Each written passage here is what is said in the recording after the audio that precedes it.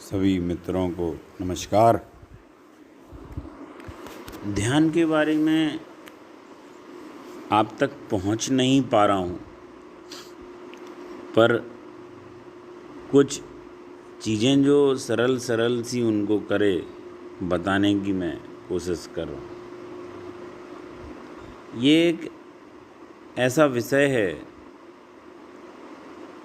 जो सरल बहुत है और बहुत आश्चर्यजनक भी,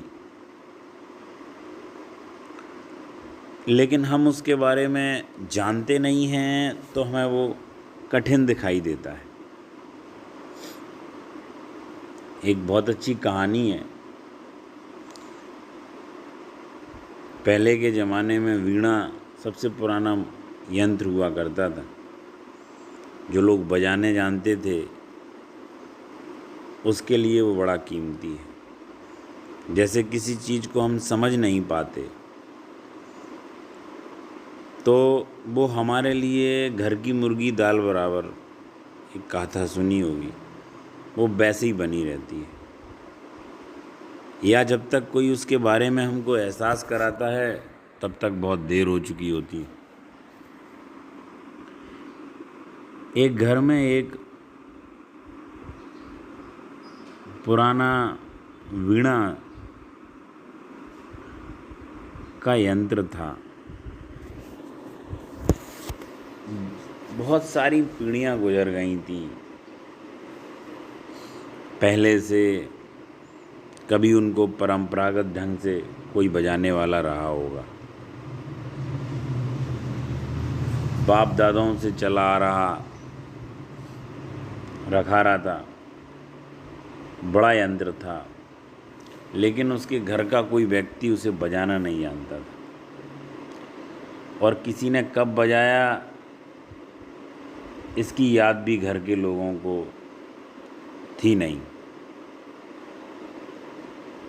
और वो यंत्र फिर लोगों को परेशान करने लगा, क्योंकि वो जानते तो थी नहीं। रात में सो रहे होते थे, बिल्ली उस पर छलांग लगा जाए, उसके तार झंझना जाते। अब जो हम जिस चीज़ को जानते नहीं तो वो हमें डिस्टर्ब करती है। कभी रात कोई चूहा तारों को खींच दे, मोटे मोटे चूहे आजकल हैं ही, लोगों की नींद टूट जाए। कभी कोई बच्चे जाकर उसके साथ उछल कूद कर जाएं, सारे घर में शोरगुल हो जाए, बच्चों की पिटाई हो जाए। घर के लोग बहुत परेशान हो गए। उन्होंने कहा इसे फेंक देते हैं, बड़ी नींद आराम कर रहा है। इस गिटार के मारे घर में चैन नहीं है। इसके मारे पूरी जिंदगी को हलचल सी कर दी है। कोई बच्चा पहुंच ही जाता है, रोको, कब तक पहरा लगाओ। और चूहे पर पहरा कैसे लगाओ? बच्चों पर तो लगा लो, बिल्लियों पर रात में कैसे लगाओ? क्योंकि चूहे होंगे तो बिल्ली भी आएंगी। अब रोज़ झाड़ो इसको, उसको पोंछना भी है। और घर का कितना बड़ा स्थान ये गिटार घेरे है। क्योंकि जिन चीज़ के बारे में हमको टेस्ट नहीं होता है, चाहे वो किताबें हों या कोई भी चीज़ें, वो हमें स्थान घेरती नज़र आएंगी। हमें लगेगा डिस्टर्बेंस सारी चीज़ों। देखा जाए तो हर फसाद की जड़ हमारा खुद का मन है। उन्होंने वीणा को उठाया, जाकर म्युनिसिपल के जो कचरा घर होता है उसमें जाके फेंक दिया। वो लौट भी नहीं पाए थे घर तक, बीच में ही थे कि किसी भिखारी ने उस वीणा को बजाना शुरू कर दिया।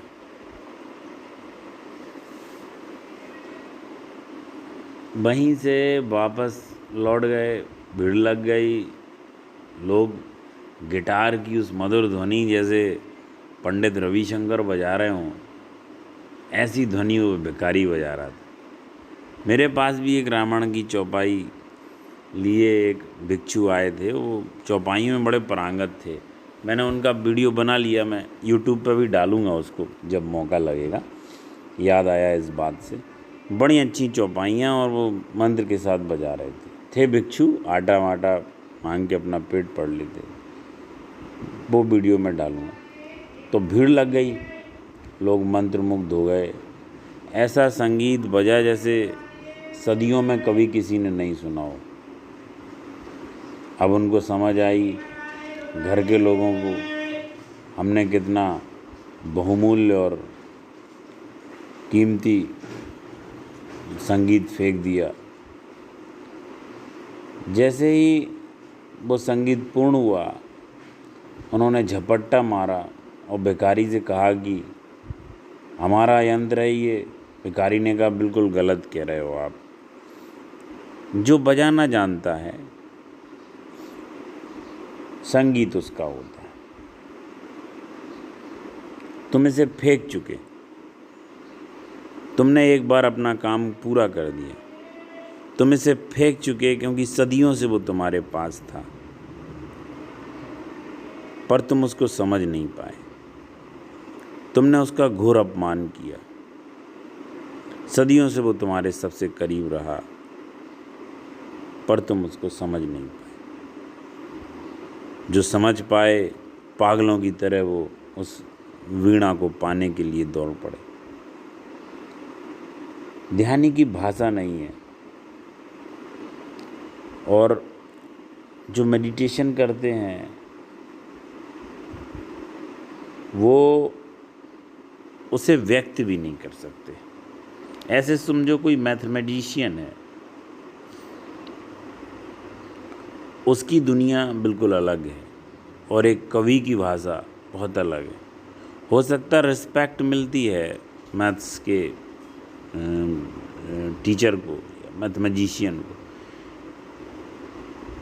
किसी गणितज्ञ को कोई हक नहीं है वैसे वो काव्य के संबंध में कुछ कह पाए, क्योंकि कविता में कभी कभी 2 और 2 4 भी होते हैं और कभी कहो 2 3 हो जाए, कभी नहीं भी होते। कभी 2 और 2 5 भी कविता कर देती है। कभी तो कल्पना में कुछ भी कर सकता है। कभी 2 और 2 3 भी होते हैं और 2 और 2 मिल जाए तो कभी कभी 1 भी कर देगा। कविता का अलग लोक है, उसका तर्क भी अलग है।